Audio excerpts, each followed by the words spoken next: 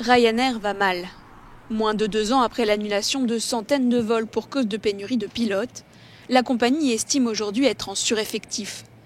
Dans une vidéo adressée aux 17 000 salariés du groupe, le directeur général Michael O'Leary a annoncé la suppression de près de 1500 emplois.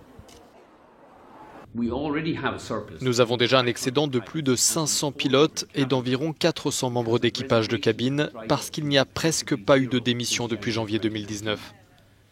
À ces défis, ces dernières semaines s'ajoute la probabilité croissante d'un Brexit sans accord dans 12 semaines. Et nous craignons que cela puisse avoir un effet très dommageable, en particulier sur nos sites britanniques et sur certaines de nos implantations irlandaises. Les résultats trimestriels publiés lundi sont mauvais. Les bénéfices de l'entreprise ont reculé de 21% par rapport aux résultats de 2018 et le prix moyen du billet a chuté de 6% en un an.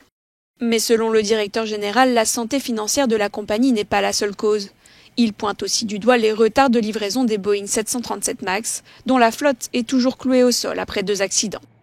Autre cause évoquée, la hausse des frais de personnel, concession faite par la compagnie à ses pilotes après des mois de grogne sociale en 2018. Souvent critiqué, Michael O'Leary a accepté de réduire de 50% son salaire et son bonus annuel maximum, mais il pourrait se voir attribuer une prime de 100 millions d'euros si le groupe enregistrait de bons résultats pour les 5 prochaines années.